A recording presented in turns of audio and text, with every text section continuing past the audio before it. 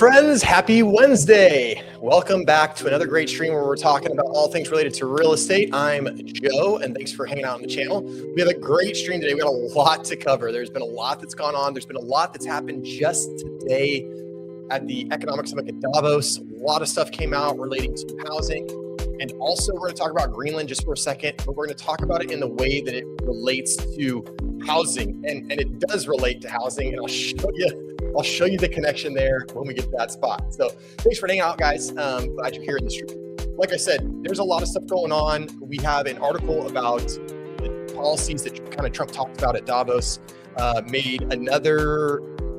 spoke a little bit more about his his plan to kind of ban corporate investors, which some stuff happened with that. So we're going to be talking about that. We have the fact sheet from the White House that spells out a little bit more specifically what Donald Trump's plans are to increase affordability in housing. If we have time, we'll get into some of the hot markets in 2026. I don't know if we'll get there. But before we get started with that stuff, we have a super, super cool house that we're going to check out really quick. And we're going to play a guess the price game if we got enough people in chat that want to play. As always, my name's Joe. Thanks for joining me every Wednesday, 6:30 here at my channel. We are talking about all the good stuff. And here's the thing.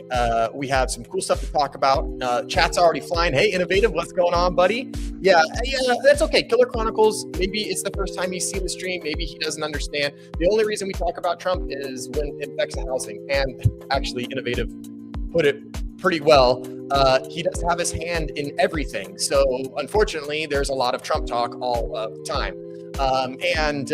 This is the comment that he's talking about. A Trump glazing channel. Certainly not a Trump glazing channel.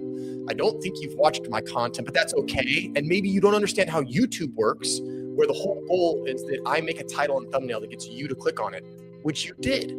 So I think that's mission accomplished. But I think you should stick around, Killer, for the rest of the stream. I think you will be pleasantly surprised with my take on things. But we'll see. So hopefully you stick around and can witness for yourself. And here's a good segue right now. If you guys are new in the stream and you guys are just hanging out, just tuning in, right down here, there's a thumbs up. If you are liking the content, if you like hanging out, if you like what we're talking about, please hit that thumbs up. You don't have to right now. Give me a second. Watch the stream. If you like it, please do hit that like button. It really does help me out. You can also consider subscribing. It's totally free. And you guys know the best part about me live streaming, my very favorite thing is getting to the comments and the chat. I love when you guys respond. I love hearing your opinions. I love hearing your questions. And I love talking with you guys. So if you are here and you're in the chat, post away. Tell me you're here. Tell me where you're watching from. Say hello. Hey, MH, we got MH in the chat, one of the regulars. How's it going, buddy? Yeah, we got a new guy in here. It's okay. Killer he doesn't understand yet. Hopefully he's watching and he can get a gist of what we're actually talking about.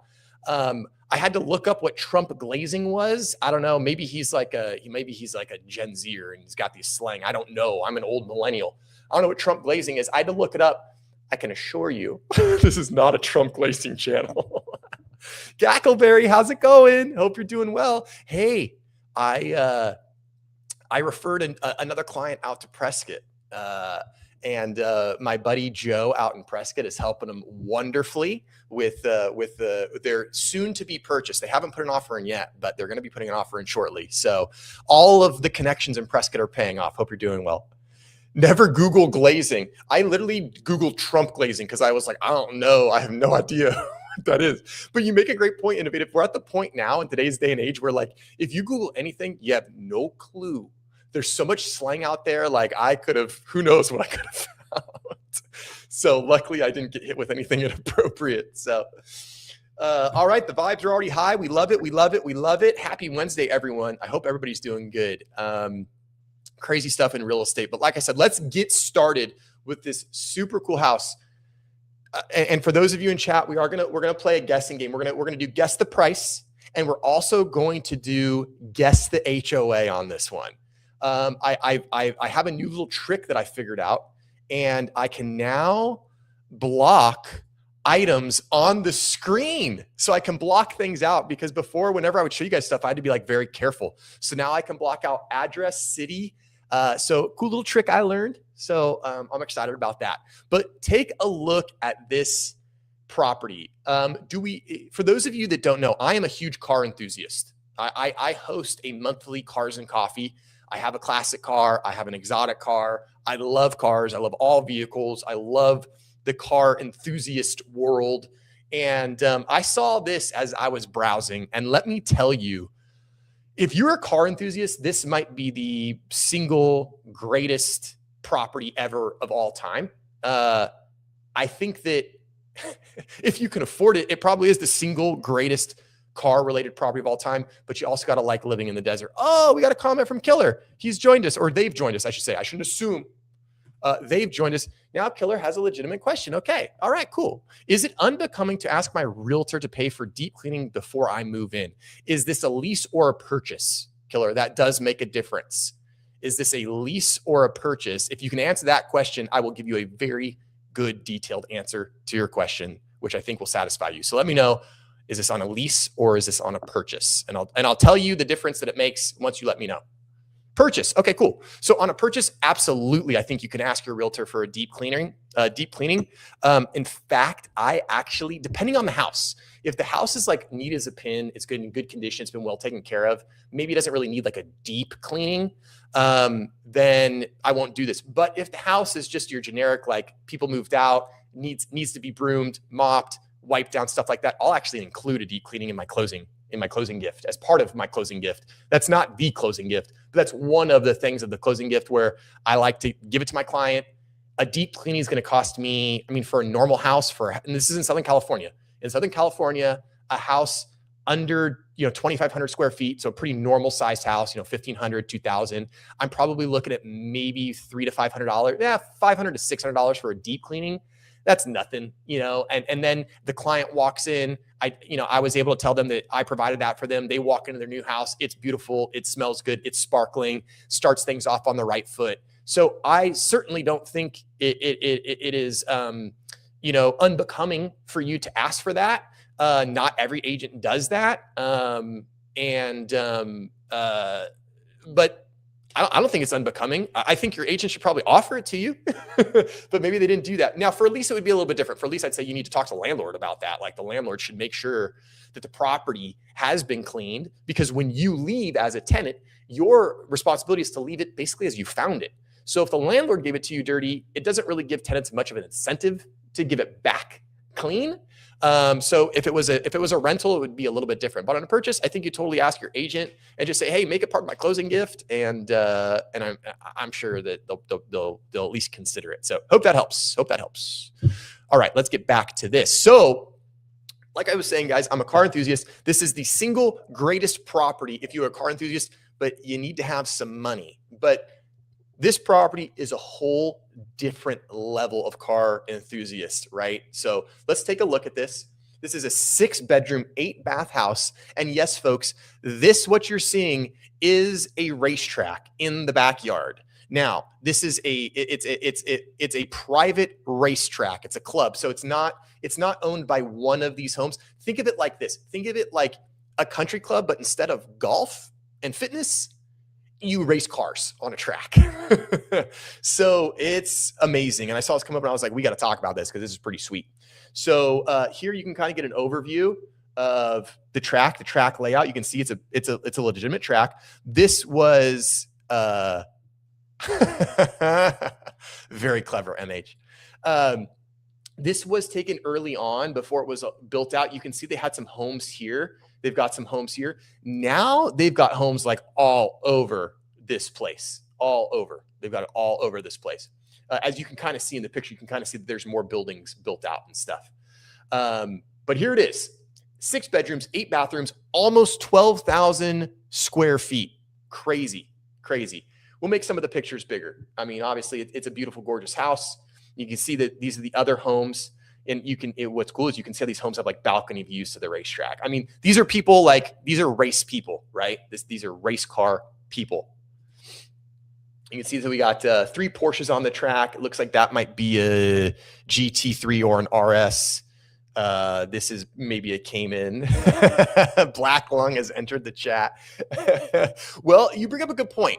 Certainly, I don't think Black Lung is a real possibility, but that is something to consider, right? Like, would living in a proximity to a racetrack potentially cause issues for pollution. Now, this is in the middle of the desert. There's very, very low pollution. Like there's not a lot of freeways. There's not a lot of highways. There's just not a lot of general traffic like there would be in a suburban area like Los Angeles or New York or something like that. So there's probably going to be a little bit of a balance there because like, yes, living close to the racetrack could potentially introduce more, negative fumes or air quality in that specific area. But then you think about like, well, the air quality in like downtown Los Angeles is terrible every day just because it is. And same with a lot of other urban areas. So you make a good point. And I do wonder now, like what's the trade-off to living there? So interesting point, Killer.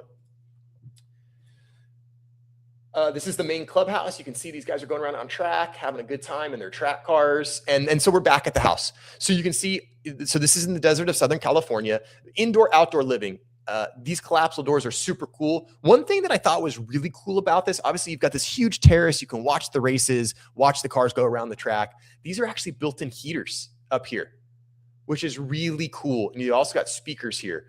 So obviously they're, anticipating a lot of indoor outdoor living, people spending time outside watching the track. And as you'll see, it opens up. There's the view to the track from the terrace.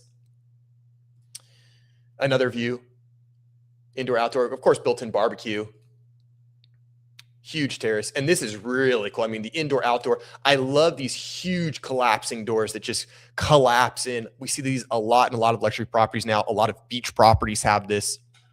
And for this one, where the view is important for these people, boom, open it up, collapse it. It's like you're outside. Obviously, during the summertime, this is probably not going to be the configuration that you want to live in because where this property is located, average summertime temperature is well into the triple digits. So, but it would be great for the winter and fall. And the house itself is actually quite gorgeous, I think. You've got these beautiful vault ceilings, big beams running through, nice big open grand living room. I mean, this is just the house itself is really neat, even if it wasn't on a racetrack. Big open great room, really, really neat.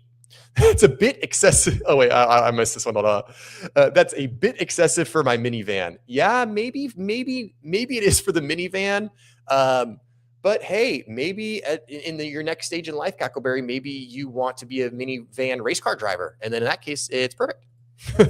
Imagine the builder's response when the customer pitched them this idea, right? What were the builders thinking? Now, think about this builder. I want the racetrack in my backyard, and I want the terrace to look out over it. I'm sure the builder construction engineer was like, okay, we can do that. It's going to cost money. And I'm sure there's just like dollar signs in their eyes. Gray is out. Whites and dark browns are in. Yes, you're right about that. Gray is out. Gray is out. That was very, very popular in the flip phase of the late 2000s and early 2010s. But gray is out. We're seeing a lot of natural wood colors in.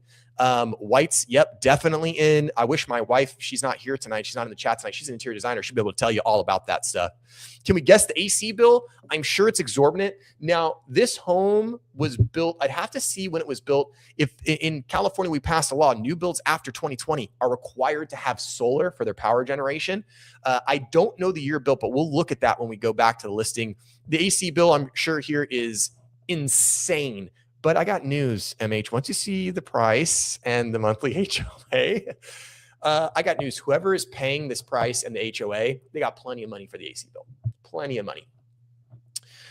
So obviously, gorgeous house, nice big kitchen. And I would imagine that the house is trimmed this way because if you're a car person, chances are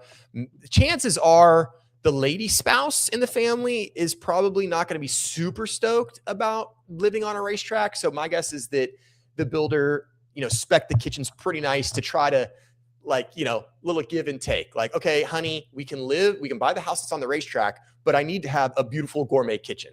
So we've got the top of the line appliances, big waterfall island with a stone going over the side. That's an upgrade. Dual beverage refrigerators. This is a wine chiller. This is a beverage fridge. Built-in cabinetry, beautiful pendant lighting. I mean, backsplash going full up to the wall, cabinets up to the wall. This is a, high-end luxury kitchen for sure. For sure. I mean, it's really nice. Very, very nice. Induction cooktop. I mean, even the laundry room is nice.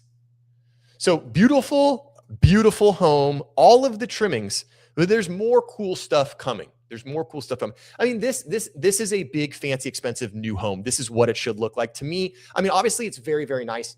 Not a lot special here. This is the product that you should be getting at this price point. This is kind of cool that they have the vaulted ceiling in this bedroom. You don't typically see that. Usually you only see vaulted ceilings in primary bedrooms because it is a little bit more expensive to do. Primary bathroom here.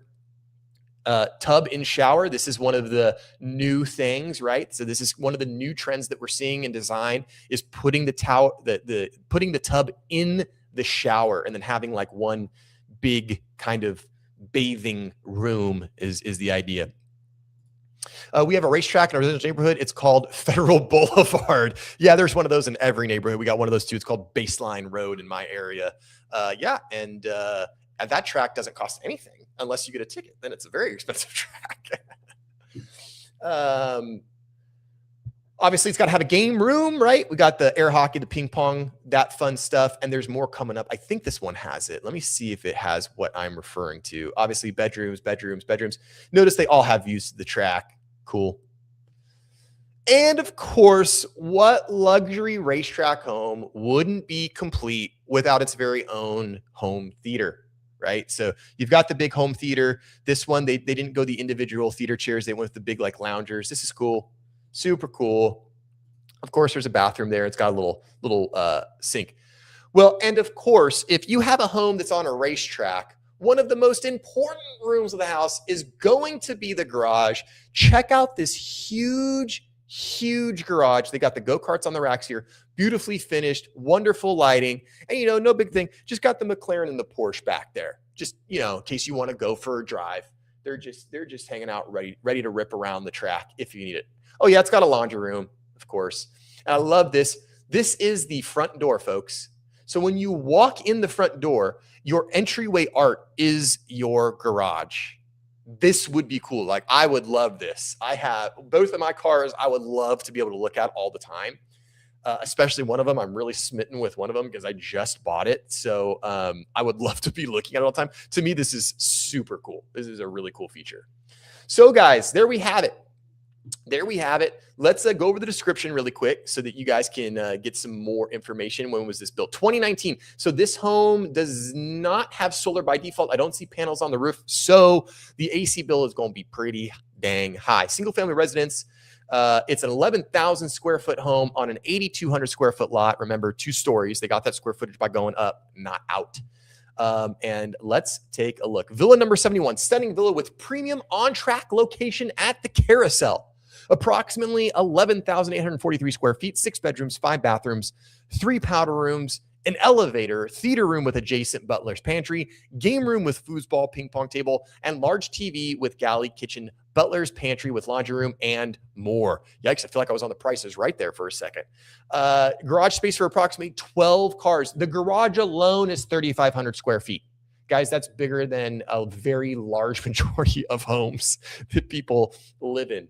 The Club Motorsports facility has 5 miles of private pavement luxury amenities, including 2 clubhouses, 3 restaurants, meeting and banquet building, full service spa, fitness center, and a highly appointed 48 villa hotel, tennis, pickleball, kids club, karting, racing, driving training, storage, and repair facilities. It has everything. It's got it all. Furnishings are not included in the sale, but can be negotiated with the purchase. Exclusion, there's personal properties, cars, certain arts. Purchasing at the membership, standard family membership has a one-time initiation fee of $250,000. There is a one-time initiation, $250,000 one time just to get your foot in the door of the club. Yikes. Membership dues of $3,200 a month and just a small $450 a month ground maintenance fee per lot. Just a small one. Not a big deal. $450 a month just for the maintenance. Brochure can be downloaded in the documents tab. We cannot guarantee accuracy, blah, blah, blah, blah, blah. Please call for showings. Been on the market for 222 days. It has had over 1,200 views and 37 saves. Ladies and gentlemen, what do we think? I'm going to give you all a moment to marinate, to ponder. I wish I had the Jeopardy theme loaded up into the library. I don't. Let's do, here's some lo-fi music. So everybody, get those guesses in. Think about it. 6 beds, 8 baths, almost 12,000 square feet. And what we're going to do is it's going to be the closest person to guess the price is going to win. And then we're also going to do HOA. You'll find out shortly, Cackleberry. You'll find out very shortly. We need some guesses. I'll give you guys a second. To ponder. You can take a look at some of the photos again. I mean, beautiful mountain view too. Gorgeous mountain view. So someone like this, and this is the crazy part, because this would almost have to be a second home for someone, right? Have to be a second home. I guess it could be a primary, but then for your primary home, you'd have to be okay with living in the desert. So might not be conducive. So probably a second home for someone, but man, this is an expensive second. Holy heck. All right, let's see what we got. All right, $5 million with $5,000 a month HOA. Okay. We have MH at a whopping $135 million USD. Any other guesses? Any other guesses? Let me guess another 30 seconds or so.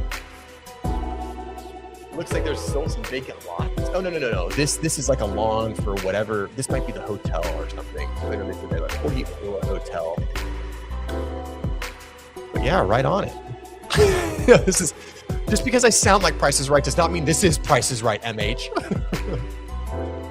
All right, guys, are we ready to see it?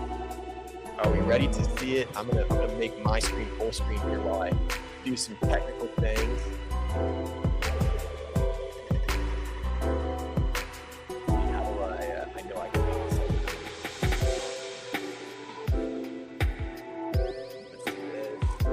this.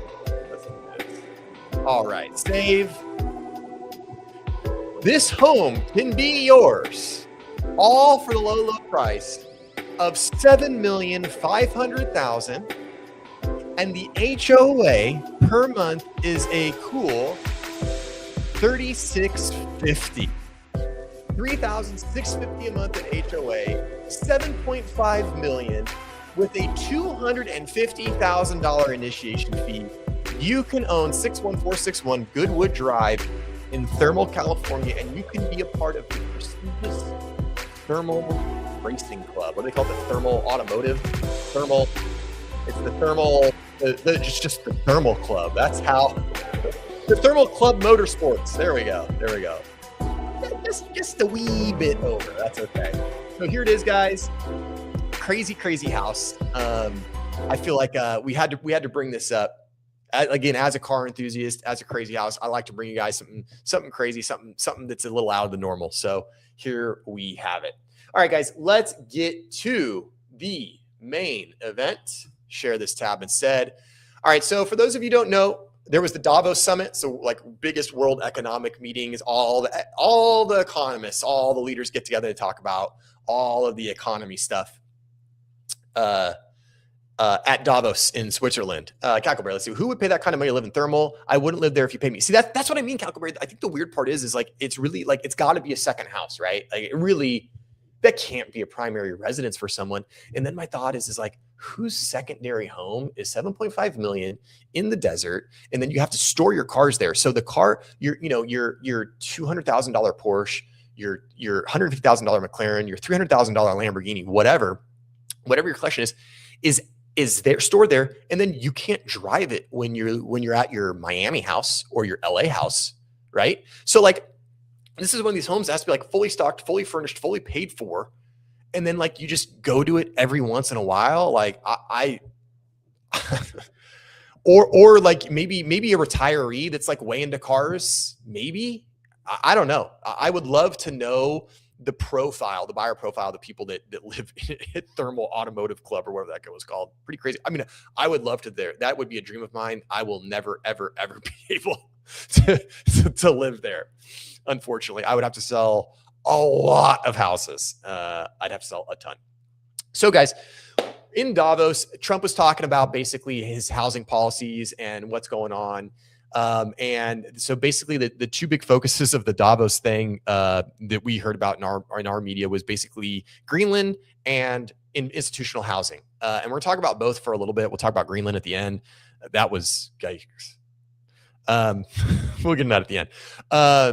And so obviously it was the thing that we're focusing on is what is Trump doing regarding one of his biggest campaign promises was housing affordability in the housing market.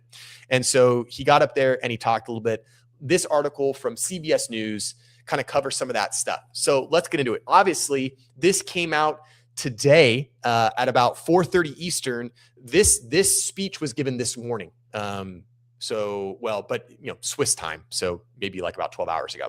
President Trump said in a speech in Davos, Switzerland, that he will promote homeownership in the U.S. by pushing for lower mortgage rates, restricting institutional investors from hoarding residential real estate, and capping credit card costs. We already know that this right here probably isn't going to do a ton.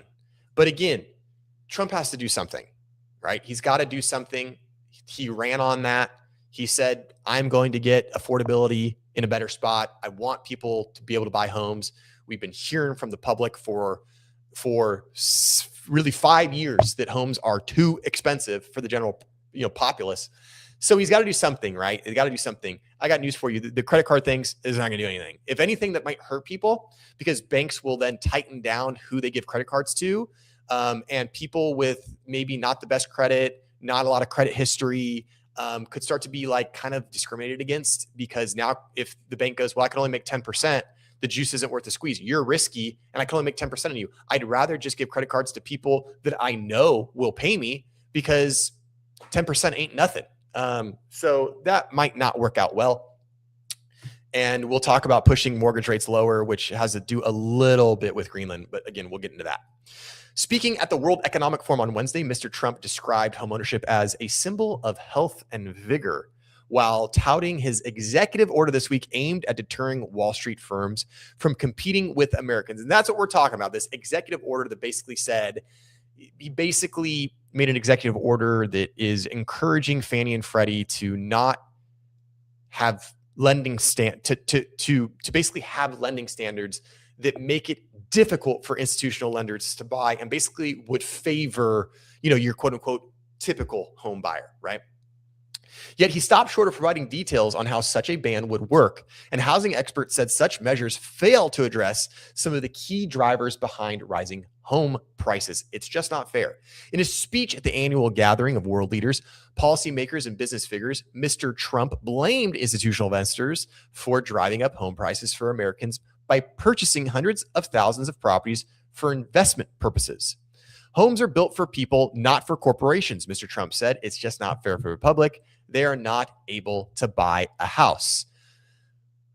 I mean, not entirely true. I get what he's saying. Obviously, the public is able to buy houses because a majority of homeowners, large majority of homeowners, in fact, about 98% of homeowners are owned by regular people of the public, right? Institutional investors owe somewhere between 1% and 3% of homes. And the reason we don't know the exact number is because we don't have an exact definition of what an institutional investor is. Some are saying, is that more than 100 doors? Is it more than 50 doors? Is it more than 1,000 doors?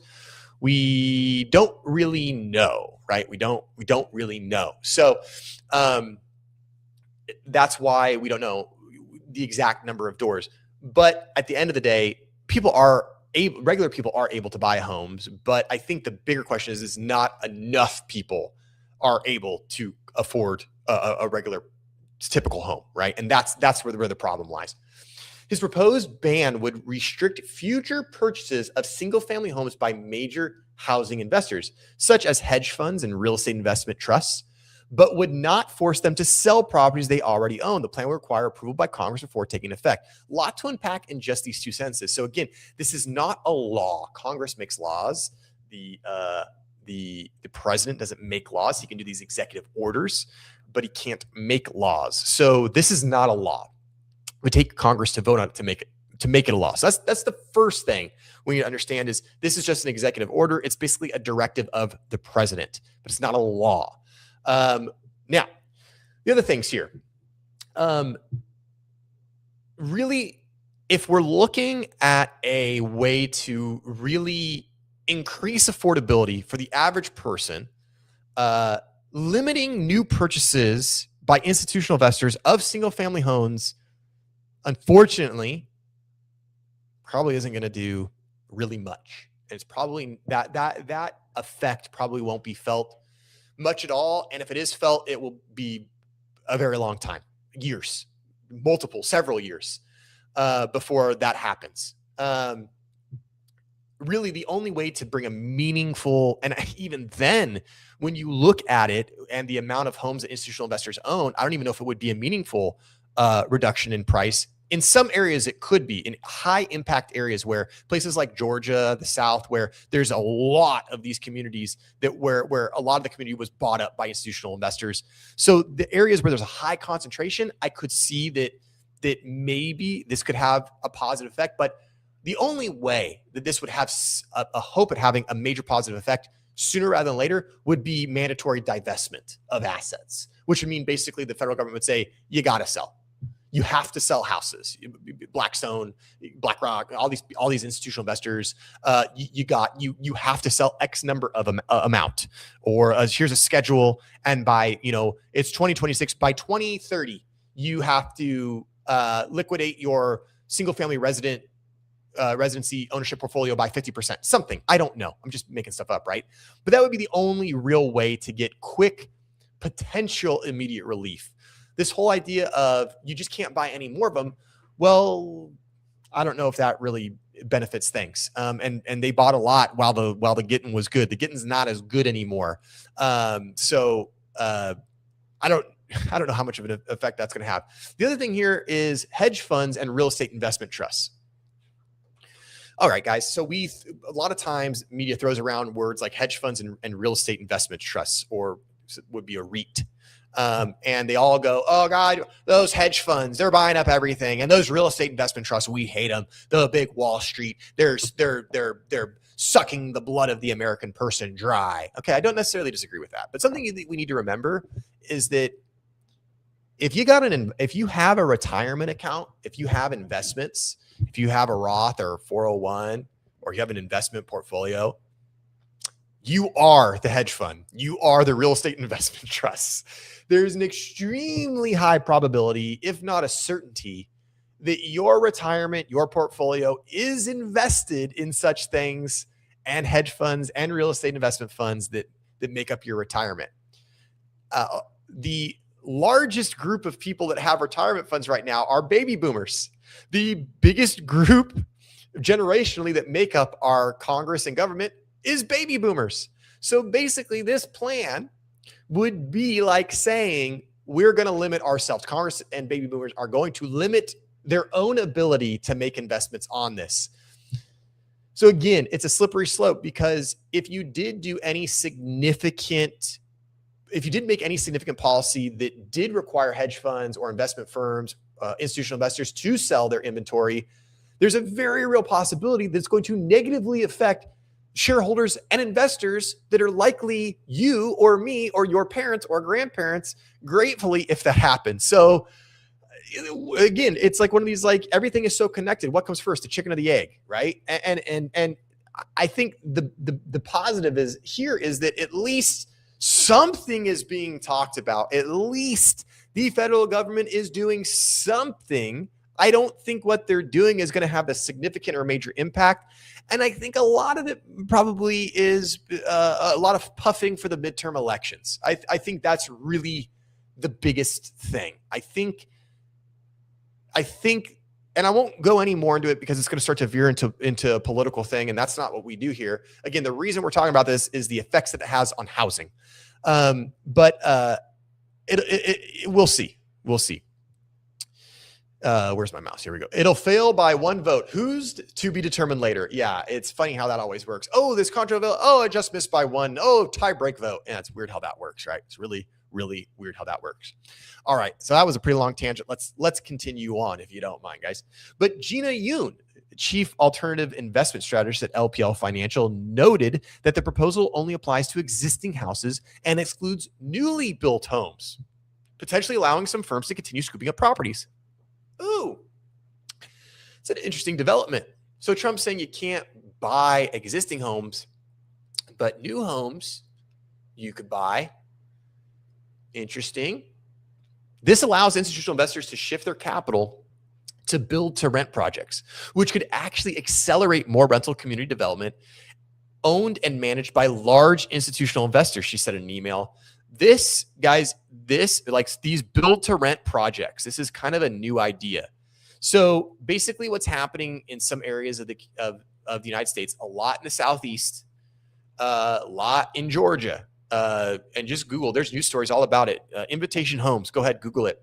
Invitation Homes build to rent projects, one of the largest to do it. And basically what they're doing is they're building housing tracts, but instead of building these new housing tracts that you would typically think, oh, this is KB Homes built this tract and they're going to sell 48 new homes. Great. Okay, wonderful. Well, instead they build them, they immediately rent them out. And they'll say, well, we're doing the community a favor. People need affordable rentals. And we just built 50 rental homes. And because there's 50 rental homes, there's plenty of supply and rents won't go up. And look how great we're doing. Anytime a major corporation says, look how great we are, look at this wonderful thing we're doing, it's making them money. And it's going to make them a ton of money, probably at the expense of others. So the build to rent projects accelerate or perpetuate the cycle of Americans still not being able to own homes, right? They're going to be a slave to rent and a slave to these corporate landlords. So it's the same thing, just in a different way.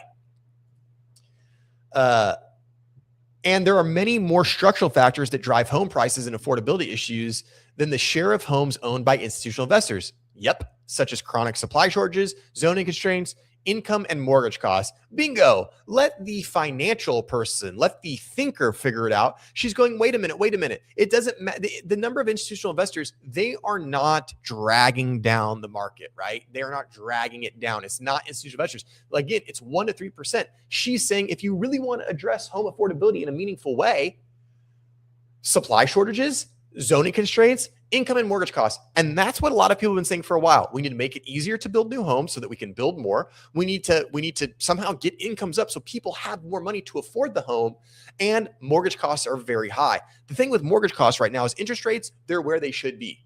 When you look at metrics, when you look at data, mortgage rates should be between 6% and 6.25%, and they really should be there pretty much throughout this whole year. Unless a few things happen. We're going to talk about that because it kind of piggybacks off the Greenland stuff. But here are your real answers. And that's why I think there's a lot of puffery here. Surprise, surprise. Guys, I know you won't believe this. I wish I had the breaking news audio loaded up. Breaking news, this just in.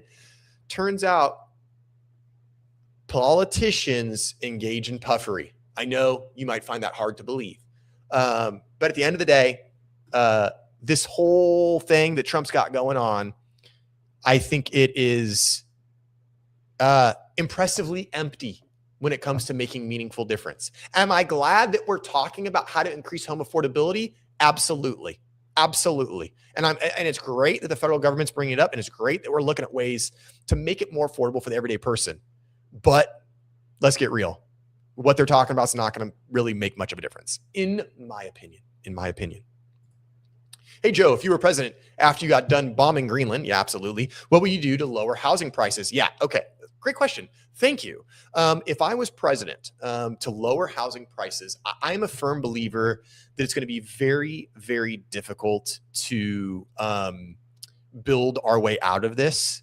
But I think that is one of, as I was just talking about, probably one of the best ways to do it. So a couple ideas I've had. Stimulate building. We absolutely have to cut red tape, like across the board. The zoning stuff's got to go. And I think what we need to do is we need to mandate builders to build smaller homes on smaller lots. I think we need to get over the 2,500 square foot homes. And I get why builders do it. Builders are not the march of dimes. Builders are in it to make money. So I think what we need to do is, one of the things that I would look at, I don't know if these are viable, but these are just thoughts off the top of my head. One of the things I would do is I would say, hey, builder, what county are you building in? Let's just say, I'm going to make up a county. Gray County, California. You're in Gray County, California. Okay, you want to build 100 homes. What's the average income in Gray County, California? Average income is $82,000 in Gray County, California. Okay, builder, then that means that in order, if you want to build this project, it's great, but we're going to mandate that a certain percentage of units, maybe 30 or 40%, have a purchase price that someone that makes the average income could qualify to buy the home with like a 10% down payment. So basically what you're doing, the idea would be to incentivize builders to make smaller homes. And then here's what's going to happen. Builders are going to go, well, we can't make money doing that, so we just won't build it. And you need us to build. Okay, fine. We'll give you incentives. We'll give you tax incentives. For every single home you build that can be sold at a price that is qualifiable by the average income, for every unit you do that for, we'll give you a certain incentive, certain percentage on tax or goals or something. So just like a sales goal, right? Like if you had someone that said, hey, if you sell 100 reams of paper this month, I'll give you $1. If you sell 200 reams of paper this month, I'll give you $5. We want to do the same thing. We want to try to encourage builders to build smaller, more affordable properties. And we need to do it so that the pricing of those properties is in line with the county's average income. That will allow people to purchase more homes. If we want to switch gears and go to the institutional investor route, great. I think you do that. You ban them. And then you say, if you own more than 50 doors, you're gone, or 25, whatever, make it. I don't care what it is. I only own one freaking door. So what do I care? And I'll probably only ever own one door. So I don't really care. Good question. Good question, MH. You know what? That's a good question. I think that would be that's something that in my plan, I would probably have to rely on economic experts to look in that region to see what's more accurate. Because as we know, sometimes averages cannot be truthful if you've got big outliers, right? So if you were in an area where maybe like Los Angeles County, where there's people that make a ton of money and then there's a lot of people that don't make a lot of money, that average could be kind of skewed. But if you were in areas where like, the outliers are not so big. So if the county is in California, you could have huge outliers and you would need to determine which is more appropriate versus if you had a county in Texas where maybe like, hey, the lowest income is 50 grand and the highest income is like 80 grand. Well, then you could probably go off average. Like, does that kind of make sense? I think it would be situational basically. So if you do want to talk about institutional investors, I do think what you do is, you ban them. You set, this is what an institutional investor is, this many doors, ban that from happening. And then, like I said earlier, you make a divestment strategy. You say, okay, institutional investors, if you own 1,000 homes, you need to divest at least 50% of your portfolio over the next 3 years. And if you do it, we'll give you this little carrot, this little tax break, this little incentive, whatever. And if you don't do it, we're going to fine you. We're going to charge you. We're going to somehow reprimand you for that. So that's how I would tackle it on that side. Mortgage wise, there's not a lot that can be done. There's just really not a lot that can be done. Maybe you look into something about trying to make more mortgages more assumable, but that's really difficult. Portable mortgages, that's a sham. You can't do, they talk about portable mortgages right now. That's against the rules of Fannie and Freddie. You can't it's not doable with the way that mortgages are written right now. So, that's why I think that when you look at mortgage costs, not a ton you can do there. Income wise, that's tough. I think income wise, you can't just give people more money. That's inflationary. But maybe the United States could do a little bit better with incentivizing home buying. Maybe, if you're a first-time home buyer, and none of this, like, you got to be a first-time home buyer. You got to make under 50,000. You have to have a family of 7. You have to have no bankrupt. Like, they always put too many friggin' restrictions on these incentives. I think there just needs to be a straight up blanket thing. Obama did this after the housing crash. There just needs to be a more blanket. Hey, if you've never purchased a home before, if you're single, you never purchased a home before, or if you're a couple and neither of you have ever purchased a home before, you just get like a $50,000 tax credit over the course of 2 years, and they just like zero out something has to be done in that regards. That's how I would address income. So I think I got the big three. We got building, we got institutional investors, and we got income. Mortgages, not much we can do. So innovative. That was a very long-winded answer to your question. Hopefully that makes some sense. Let me know what you guys think about my plans once I become Mr. President. Cackleberry, zoning laws need to start allowing modular homes and not only site-built homes. Every piece of land we looked at in Prescott only allows site-built homes, which is way too expensive. Yes, that's another great avenue. And I think the reason behind this was because you got to remember, Cackleberry, when all that stuff went down, when these towns were established, when these laws were made, when these zoning laws were made, I'm sure they thought that they're like manufactured. Someone's just going to be plopping up mobile homes, on every lot. And we don't want a bunch of mobile homes everywhere. We don't want a bunch of shanties. Well, that's because they did that back in like 1960, 1970, 1980. We don't want just people parking trailers on a lot, calling it a home.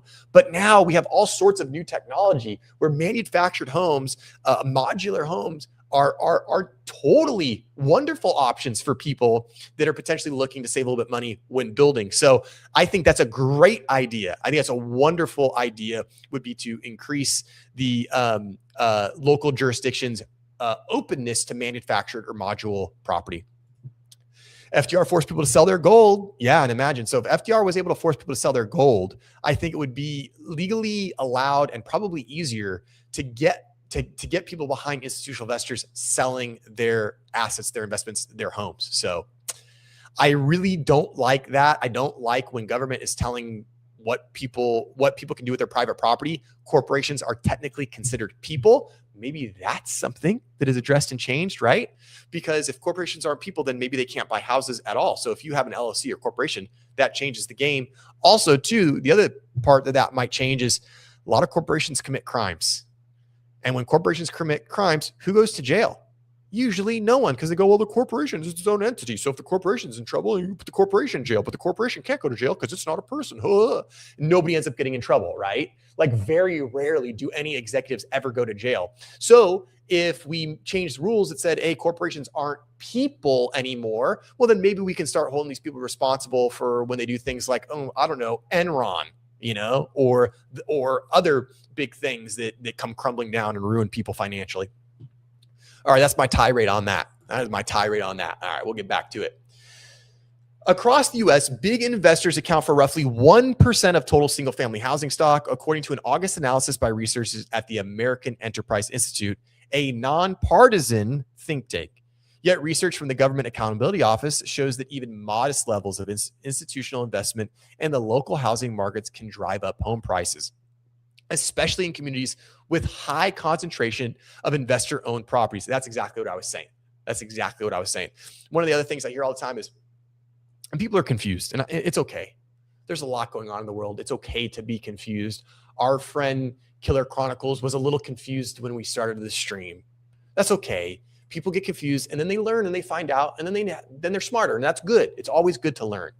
I saw somebody say, what these institutional investors are doing is they're buying these homes, they're jacking up the prices, and then they're buying them from themselves, and they're resetting the comps, and they're changing the prices of the neighborhoods. That's not possible. An investor, an appraiser would see that is not what we call an arm's length transaction. That wouldn't happen. That's not an outcome. But I understand why people think that could happen.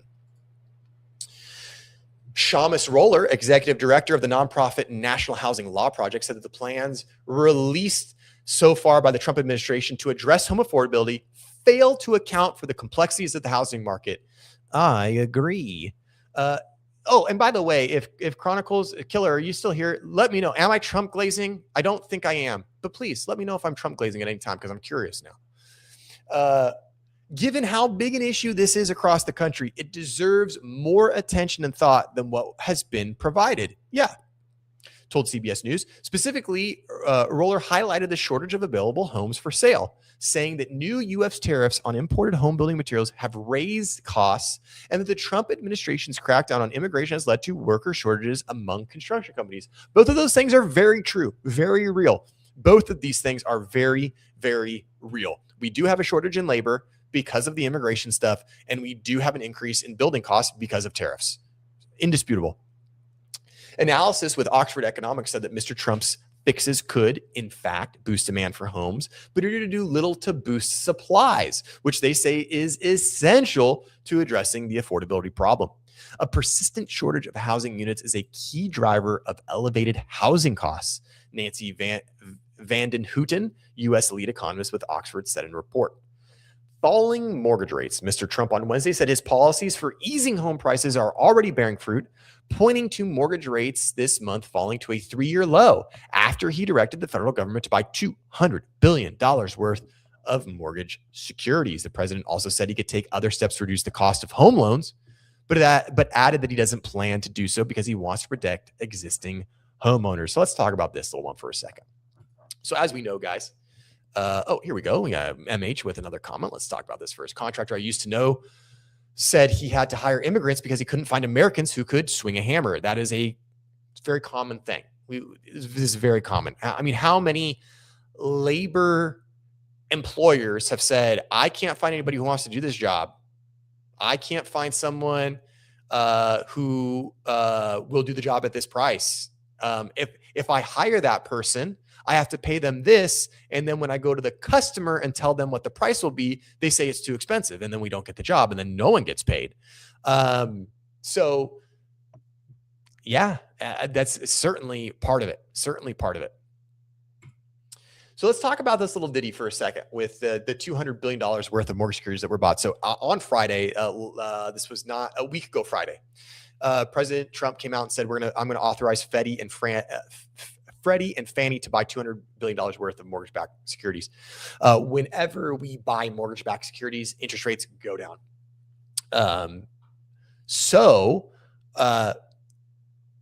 That led to a pretty significant and a pretty immediate interest rate reduction, about 0.25%, 0.2 to 0.25%, which is a lot of movement in one day for a mortgage interest rate.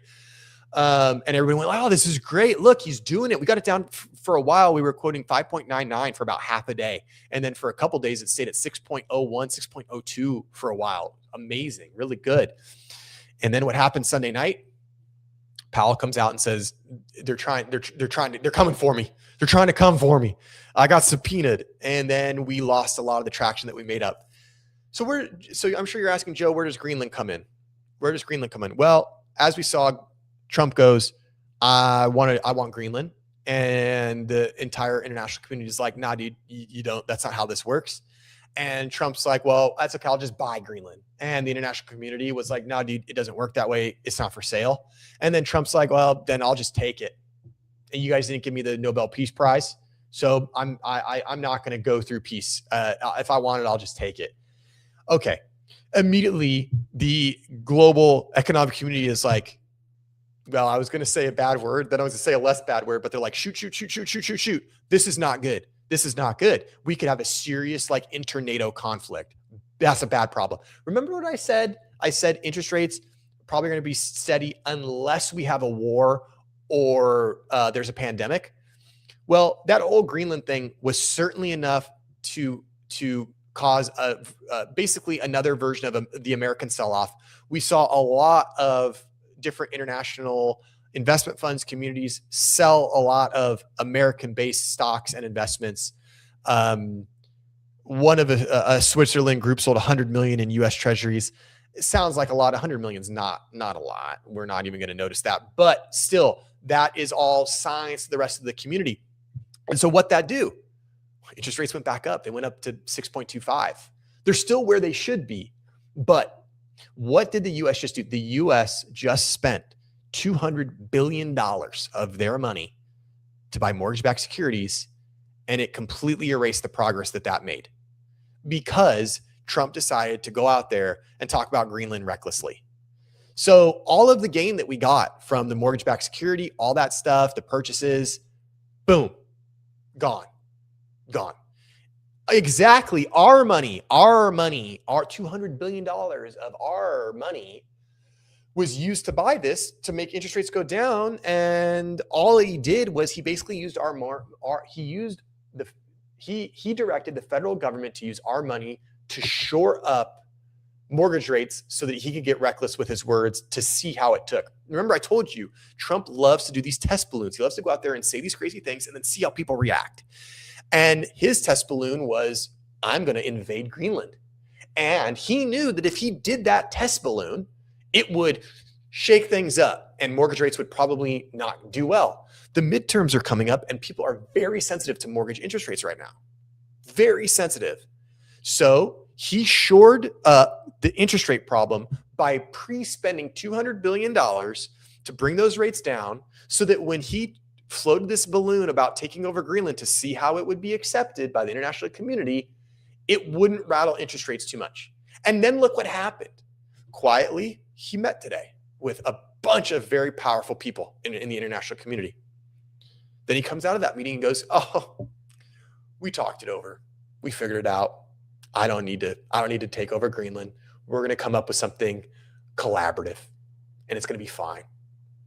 So, i.e., the way that I take that is Trump got a little tushy spanked by these people. And they said, Trump, you don't know what you're doing, and you don't know what you're about to do, and you're about to screw everything up. And he probably looked around and said, ooh, had a moment of clarity and said, you guys are right. This is going to screw everything up. This is going to be a problem. This is going to be a big problem if I keep talking about this and going through with this. And look what happened to the markets. We had a huge sell-off yesterday, and it came bouncing back today. We still are net lower, but there you go. Spooked is the word, the rumor mill, right? And then a lot of people started to think Trump knew what he was going to do. Trump knew what he was going to do. And what part of this, it's not insider trading, but what part of this is conscious manipulation of the financial markets? I don't know. Now, guys, I should clarify. The last about 7 minutes of my stream have been the thoughts of my own, have been my own opinions. I'm thinking out loud with you guys. I am not a political strategist. I am not an insider. I don't have a secret source. This isn't breaking news. This is simply the way that I see things and the way that I see them relating to real estate, right? So, don't nail me to the cross on this stuff. This is just the opinion of one lowly level American person. All right, guys. So, okay. If I wanted to really crush the housing market, I could do that so fast people would buy houses. And there is a way to do that, but it goes back to up here where he's talking about if he did that, it would squash the existing values of homeowners, and then all the current homeowners would be really, really upset. And right now, the name of the game is don't upset the American majority, because we have midterm elections right around the corner. I know it doesn't feel like it, but we do. The recent drop in mortgage rates to just over 6% has spurred more home buying and refinancing activity, according to Freddie Mac. Morgan Stanley analysts estimate that the government, I hate these ads pop up and they move my writing around and I lose my spot. Where were we? Here we go. Morgan Stanley analysts estimate that the government is buying $200 billion in mortgage securities would drive home loan costs down by 0.15%. That's a meaningful number in the mortgage interest rate game. While any decline in mortgage rates is helpful for affordability, the standalone impact of this move on our numbers is small, analysts with the investment bank said in a report. A dip in mortgage rates also risks pushing up home prices as more buyers enter the market, according to housing experts. Yep, absolutely. And that's why, if you guys follow me on Instagram, I said in one of my daily stories, I do stories every day on Instagram to kind of give an overview of what's going on in real estate and so on and so forth. And one of the things I said is that now is a really great time if you're a home buyer. And I know that a lot of real estate agents will just say, oh, there's always a great time to buy a house. No, I don't agree with that. I think there are bad times to buy a house. I think there are good times to buy a house. I think the best time to buy a house is when you are ready to buy a house. I think that is the biggest driver and indicator of if it's a good time to buy a house. Is it a good time for you to buy a house is the best question. However, I do think that there is some opportunity between now and the end of March. I think the first quarter of 2026 is a great time to buy a house. Houses inventory is the highest it's been in 6 years in most places. Houses are sitting on the market the longest they've been sitting for 6 years in most places. In most places, it is possible to write an offer under asking price or have sellers make concessions, pay for repairs, pay buyers agent commissions, things like that. In most markets, it's either neutral or buyer friendly. And if interest rates do go down further, I think around May, we could really see a lot of people re-enter the market at the best rates that we've seen in a while. So I do think there is an opportunity here. Do I think that you should go out and everybody should buy a home? No, I think you should go out and I think you should look at homes and you should examine your financial position. I think you should look at your savings. I think you should talk with a financial expert and a mortgage professional. Look at the information that you have and then make a decision on whether or not it's a good time for you to buy a home. But for those of you that are in the position that have been thinking about doing this, I really do think the first quarter of the year could present some very ripe opportunities for the right buyers. That's the end of my hard sell for you guys. That's the hardest sell I get on you guys. Credit card interest rate cap. This is almost not even worth talking about because this ain't going to make a difference. President Trump said another administration plan for helping struggling Americans regain their financial footing, capping credit card interest rates at 10% for 1 year, would also boost housing affordability. This will help millions of Americans save for a home, said Mr. Trump, who has said that surging credit card debt impedes many Americans in saving for a down payment. Yeah, but they've already racked up that debt. This 10% for a year, that's still a lot of interest. Chances are, if you have crazy credit card debt, and that's keeping you from buying a home, you probably don't qualify for a loan anyway. And just capping rates at 10%, like I said, if anything, it's going to really upset the banks, and the banks are going to take repercussions on the people. And the way they're going to do that is they're going to make it much harder to qualify for credit cards, which could make it more difficult for Americans to get credit and live. This will help millions of Americans save for home. Oh, we talked about that, blah, blah, blah. The banking industry has opposed the cap, saying it would limit consumers' access to credit and steer them toward riskier lending products. So there we have it. Again, like I said, I don't know. Yeah, I don't know. I just don't know how meaningful these are. I'm really glad that this Greenland thing seems to have sort of been put to bed, at least for now. That whole thing was a really stupid rigmarole, in my opinion, and it caused a lot of financial jolting. We talked about this for the last few years, guys. What the American consumer needs, what the American home buyer needs, is stability. Stability in the economic world, stability in economic news, stability in interest rates. This whole thing with the Fed, this whole thing with Powell, this whole thing with Lisa Cook, this whole thing with Greenland, this whole thing with mortgage-backed securities, none of it's helpful. It's all bad noise. And it would be really, really great to just have some stability and clarity for the financial markets. I still feel like people are hesitant to make big purchases because they still don't really know what's going to happen with some major things. So they'll cut your limit, then charge you over limit fees. Yep, that's exactly what will happen. They'll figure out a different, or they'll just go, oh, it's a credit card maintenance fee. Interest rate's 10%, but every month we charge you $12 to have the credit card. They'll figure it out. They always do. They always get their blood. The sad thing is, in my neighborhood, there are houses that no one uses and are just sitting here and are falling into ruin. Like, there's another good thing right there. Like, maybe we target these vacant ghost houses, and maybe, if there's a house that,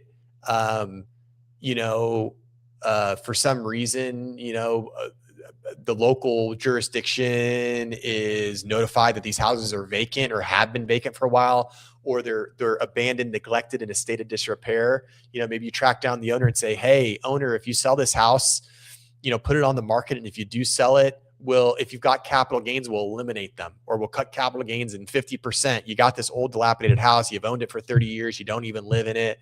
There's another good, potential policy that could be in place, because we do need to open up those vacant houses that aren't being used. We need to open them up. We need to get people living in there. Otherwise, they're pointless. They're useless to have. Maybe he'll want the Falklands next. He can ask Argentina how well that went. Yeah, exactly. The Falklands. We're coming for you. We're coming for you, the Falklands. So guys, just interesting to see. It'll be. I just don't think a lot of. I don't think this is going to do a lot. I wish that it did. I think if he would have, this is what I think. I think if he would have bought the mortgage-backed securities, I think if he would have said, okay, you know what, forget this Fed thing. I made nice with Jerome. And Trump does this all the time. Trump does this all the time, where he'll go up there and be like, oh, this is a problem. Screw these people. They've screwed us. This is a problem. We are coming after them. We're going to fix it, where this is how we're going to do it. And then a couple of days goes by, everybody gets up in arms, and he goes, Turns out I've had a conversation. We've made great headway. Nice guy. We're not doing any of that. And you're just like, dude, why? Like, why are you puffing again? And so that's what we got to get away from. So hopefully that will stop. And maybe that could. I think that, if you buy the 200 billion worth of mortgage-backed securities and you say to the American people, hey, guess what? I'm over the Fed thing. Lisa Cook, you're fine. Jerome, you're almost out anyway. Forget it. Now the Greenland thing is dropped. I think if we had those three things happen, I think we would definitely see mortgage rates 6% or maybe even 5.9 something. But when you have the mortgage-backed security purchase, that helps. But then you have Greenland, you have all the Davos talk, you have the Fed nonsense, and it's just not helping. So that's sort of my take on that. Okay, one more thing to share with you guys, and it's right here. If you need an agent, if you need a good, trusted real estate agent, if you need an agent that can actually get the job done for you and protect your best interests, go to workwithjoerealtor.com. Here it is, guys. I'm putting it into the chat. Boom. And if you need an agent, if you're looking at buying or selling a house, and you need to be connected with a good agent, you do not have a referral, please go to my website here, workwithjoerealtor.com. You can click on any one of these buttons that are anywhere. It'll take you to a form. You can fill it out, and I can get you connected with a great agent in my referral network. I just connected a client to a great agent in Arizona, and they are about to put in an offer to purchase their home in Arizona, and they are loving the experience they're having. And he told me, Joe, literally, I was just going to go to Arizona, and I was just going to go walk into a real estate office in the town that I was interested in, and I was going to find an agent. And I'm like, that's a great way to get what we call an 80% agent. An 80% agent is an agent that doesn't know what's going on. An 80% agent is an agent that maybe doesn't have the experience. Keep in mind, guys, 74% of all real estate agents in 2025, last year, sold less than 3 homes. 74% of agents sold less than 3 homes. 74% of agents out there don't know what they're doing. Less than 2% of agents sold 20 homes or more last year. I am blessed to say I sold over 20 homes last year. It makes a difference. You need to work with an agent that is in that upper echelon. If you are in the LA County, Orange County, Riverside County, San Bernardino County area, if you're in Southern California, I can help you directly. So you go to my website, I can make sure that you're taken care of. That's all right, buddy. That's all right. I'm glad that you're here. Thanks for hanging out on the stream. We're almost wrapping up, but you can catch the full replay. So watch the replay. I appreciate you being here and checking in. Bus stop benches are the best place to find a realtor. Yeah, they absolutely are. They're best place to find a realtor. No, they're not. I'm being facetious. Hey, yeah, Cackleberry, she knows all about my network. I just talked to Joe on Monday, but we aren't ready yet. Joe's a good guy. Joe's a great guy. You're in good hands out there. He's helping my other client who's very close to me. And guess what? When you are ready, he'll be there and he'll take good care. He'll take great care of you at Cackleberry. So the Cackleberry is a great example. She was looking in a town. I was familiar with that town. I had a great agent connection. I said, oh, you got to talk to this guy. He's great. And she's being taken care of by a great agent. She's going to get great representation. She's not going to get taken for a ride. And that's what I want for all of you guys out there. I just don't want anybody to get taken advantage of. You don't pay me anything to give you an agent referral. It's not like you're going to fill out this form. I would say, great, I found you a great agent. Now for $199, I'll give you their contact information. That's not how this works. I just give you their name and then you just talk to them and go buy a house. It's pretty straightforward and pretty dang simple, I think, myself. All right, guys, just one last reminder right down here. Please hit that thumbs up, like the stream. Go everybody right now. Do it right now. Do it right now. Like the stream. If you haven't subscribed to the channel, please do subscribe. We're going to be putting out some more recorded long form content this year. That's the goal this year, but we're still streaming every Wednesday at 6:30. Sometimes that date changes, but I really try to keep it consistent. Wednesdays at 6:30, unless I have a really pressing obligation. So go hit that like button. Thank you guys for chatting. Thanks for leaving the comments. I always appreciate you guys. I really appreciate you giving me some of your very, very valuable time. It's always a pleasure to have you guys in the chat, get to talk with all my friends, and hang out with you guys for a little while. So that's it for me. I hope you guys have a wonderful rest of your week. Thanks so much for giving me some of your revival time. And you guys know my parting words. Please go out there, do something nice for someone, be kind. It's an absolutely insane, crazy world out there. So when you're out and about, try to hold the door open for someone. Let someone in on the freeway when they got the blinker on. Don't ice them out. And just say please and thank you. Just be nice to people. All right, guys. All right, that's it. I'm out of here. Have a good rest of your day. Have a good rest of your week. I'll see you all next Wednesday. Bye.